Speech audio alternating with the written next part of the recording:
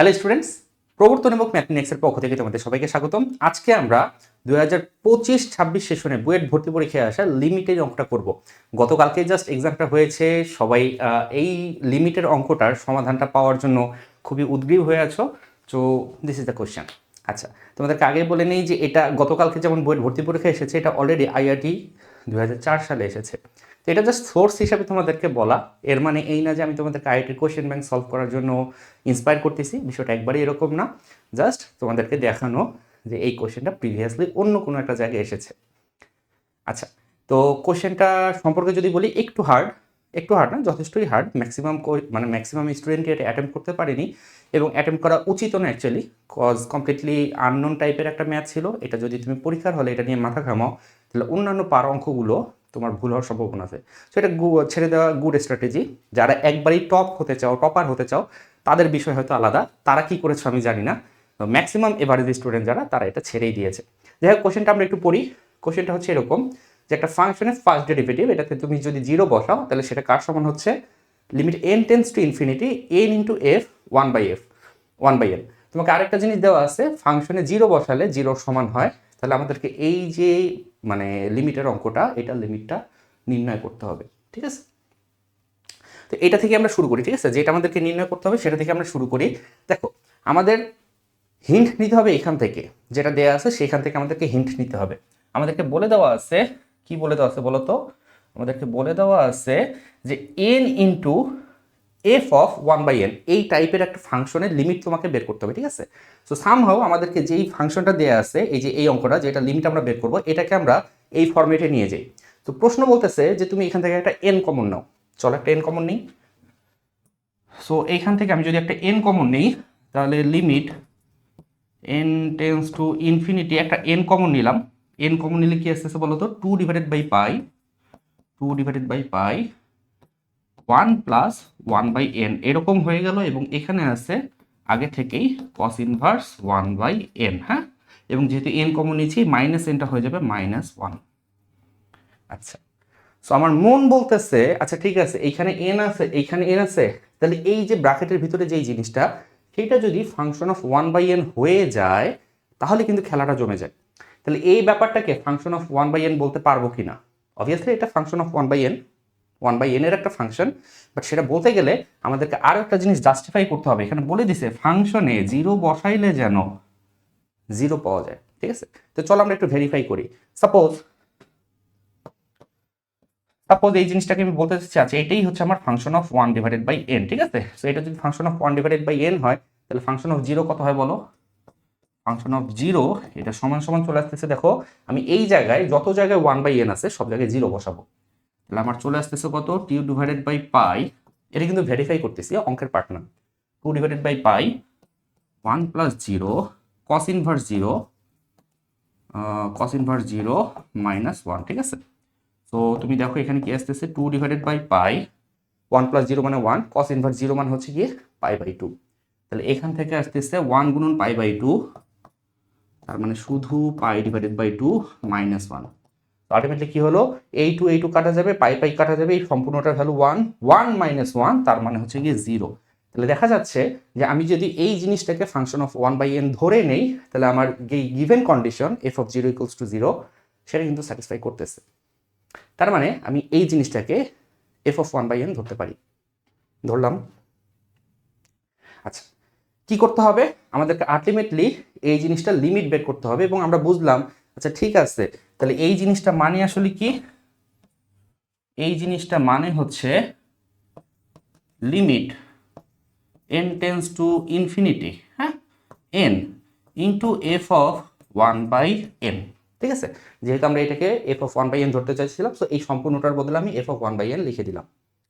এখন প্রশ্নে আবার দেখো কি বলছে।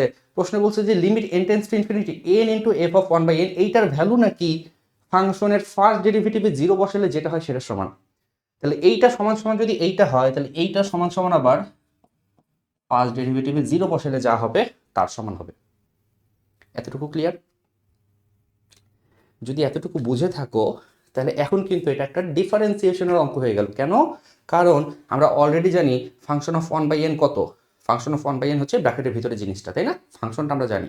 ফাংশনটা আমরা জানি, আমাদেরকে কি বের করতে হবে, আমাদেরকে বের করতে হবে এই জিনিসটা, যেটা কার সমান, যেটা এইটার সমান, এইটা কার সমান, এটা হচ্ছে ফাংশনের ফার্স্ট ডেরিভেটিভে জিরো বসালে যা হয় তার সমান। সো আমরা সোজা যেটা করব, এই ফাংশনটাকে ডিফারেন্সিয়েট করব এবং সেই ডিফারেন্সিয়েশনে 1/n এর জায়গায় জিরো বসাবো, simple. Okay, so F of 1/n, হ্যাঁ এটা কি ছিল বলো তো, এটা ছিল কি ছিল, 2/π 1 + 1/n, 2 divided by pi 1 plus 1/n cos inverse 1/n minus 1, এরকম ছিল তো, রাইট? এক্স্যাক্টলি এরকমই ছিল, ব্র্যাকেটের ভিতরে জিনিসটা, ঠিক আছে, শুধু ব্র্যাকেটের ভিতরে জিনিসটাকে f of 1/n ধরতেছি। এখন ঘটনা হচ্ছে যেহেতু ডিফারেন্সিয়েশন করবোই, তো 1/n না রেখে তুমি যদি x লিখে দাও, তুমি যদি 1/n এর জায়গায় x লিখে দাও, তাহলে তোমার কাছে ফ্যামিলিয়ার লাগবে, পরিচিত লাগবে, ডিফারেন্সিয়েশন করাটা তোমার কাছে ইজি মনে হবে। তো এক কাজ করো, 1/n এইটার বদলে x বসাও, হ্যাঁ ধরো, ধরতে তো কোনো সমস্যা নেই, ধরি 1/n সমান x। সেটা যদি তুমি ধরো তাহলে কি আসতেছে, f of x equals to আসতেছে 2 divided by pi 1 plus x, 1/n এর জায়গায় x বসাচ্ছি সরাসরি, cos inverse x minus 1। Clear? আমরা চাচ্ছি ফার্স্ট ডেরিভেটিভে জিরো বসাইতে, তাহলে যেই ফাংশনটা আসলো এটাকে ডিফারেন্সিয়েট করব, ডিফারেন্সিয়েট করে জিরো বসাবো। করো ডিফারেন্সিয়েট। তাহলে ফার্স্ট ডেরিভেটিভ যদি বের করি তাহলে 2/π, এটা একটা কনস্ট্যান্ট, এটা কনস্ট্যান্ট থাক। আমরা যে কাজটা করতে যাচ্ছি, ইউভি এর ফর্মুলা ফেলবো, এটা হচ্ছে ইউ, এটা হচ্ছে ভি, ইউভি এর ফর্মুলা ফেলবো। ইউভি এর ফর্মুলা তোমাদের মনে আছে, ইউকে ঠিক রেখে ভিকে ডিফারেন্সিয়েশন প্লাস ভিকে ঠিক রেখে ইউকে ডিফারেন্সিয়েশন। তো এই কাজটা যদি করি, 1 প্লাস এক্স কে ঠিক রেখে cos ইনভার্স এক্স কে যদি ডিফারেন্সিয়েট করি, তাহলে এটা ডেরিভেটিভ হচ্ছে -1 divided by √1 - x square plus plus cos inverse x কে ঠিক রেখে যদি 1 প্লাস x কে ডিফারেন্সিয়েট করি, তাহলে 1 কে ডিফারেন্সিয়েট করলে 0, x কে ডিফারেন্সিয়েট করলে 1, দ্যাট মিন্স শুধু cos ইনভার্স x থেকে যাচ্ছে, অ্যান্ড -1 যেটা আছে সেটা হয়ে যাচ্ছে -0, রাইট? সুতরাং সুতরাং ফার্স্ট ডেরিভেটিভে 0 বসালে কি হবে বলো? ফার্স্ট ডেরিভেটিভে 0 বসালে আসবে 2 ডিভাইডেড বাই পাই, হ্যাঁ 1 প্লাস x এর জায়গায় 0 বসাও। একটা ব্যাপার খেয়াল করো, x এর জায়গায় 0 বসানো মানেই আসলে 1/n এর জায়গায় 0 বসানো, কারণ আমরা 1/n সমান x ধরছি।